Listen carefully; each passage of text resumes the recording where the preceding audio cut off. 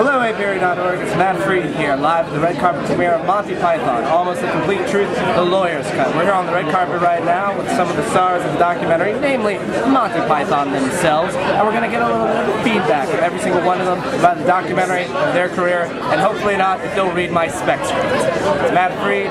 Happy Friday, everybody. Enjoy what you're about to see. With the Apiary.org and NYC's #1 comedy blog. Terry, quick question. Understand the word, but Terry, quick question. Why did you play a lot of the women in some of your sketches and in some of the films? well, I tended to sort of mop up the parts that nobody else wanted to do. Really. So, everybody said, "Oh, you let Jones do that." So, I'm afraid that's the reason. That's the real reason. Second quick question. When you guys decided to start doing Life of Brian, you went from directing Holy Grail with Gilead to taking it on your own, and you said it was because of stylistic differences. Can you expand on that a little bit? Well, I don't know whether stylistic differences. I think Terry and I really agree about how things should look. But the problems having two directors, we just directed every other day, you see, on Holy Grail. One day Terry was directing and the day I directed. That's a good idea. And I think actually it was really Terry didn't really enjoy that. I would be quite happy to have done it again.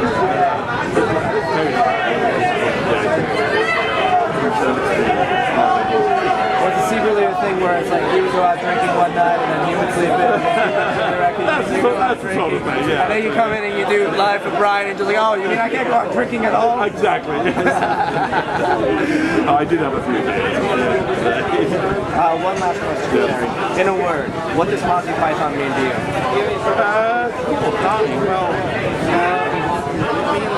A life support system, I suppose, at the moment, because we own the films and the TV shows. So I felt like it's given me freedom to do things that I otherwise wouldn't have been able to do, sort of thought to do, just like my academic stuff and sort of work and then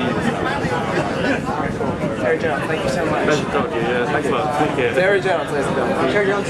So a very quick thing as well, I'm here with Rich Sumner from Advent. Also, now Rich, are you familiar with improv comedy at all? I am. I actually spent about 3 years at UCB here in New York. Get out of town. So you are completely aware of the fact that there's actually a group called Madman Improv. I am. I know a couple of the members of the group. I corresponded with their Harry Crane a little bit on Facebook.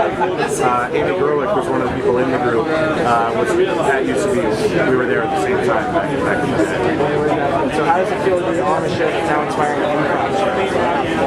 I love it. I mean, all the pop culture stuff that happens from the show makes me very excited. Sesame Street, and SNL, and The Simpsons, and things like Madman Improv. I think it's awesome. And to know that we're part of pop culture is a very weird, exciting thing. It'd be exciting to do an episode where we get towards the late 60s and all of a sudden we hear like a very brief utterance around Sterling Cooper. I heard about this new great comedy group coming out of England right now, and then Draper just goes, whatever, I'm not interested in comedy groups right now. I'm interested in selling American airlines. I don't know. You may not be a writer on that, but that's similar to what Don would say. You have the finger on the pulse. I don't know how you do it. I just do what I do, Rich. I just do what I do. Rich Sumner with the Apiary. Rich, thank you so much. Thanks so much. What can I say, Apiary? I do amazing things. John? No, I'm not. I'm the Apiary. Who? The Apiary, New York. I'm New York. Oh, you're in New York. Yes. Quick question. You're one of the most recognizable performers since you broke off into your own solo stuff from Python. Is there any role that you ever did in any of the movies or any of the shows that you love the most or you felt the most closely connected with? No, not really. I think it's interesting to try and do different things.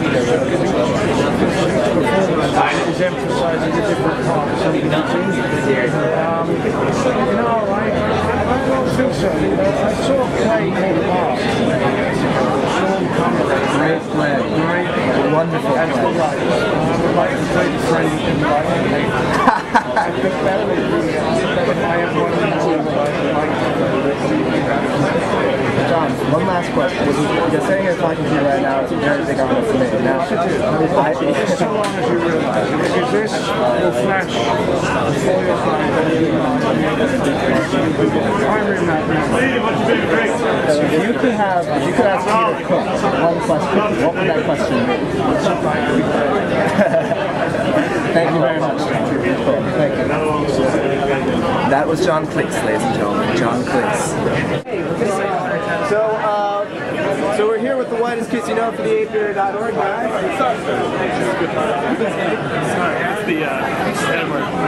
No problem. The network head just pulled them away from my internet. God.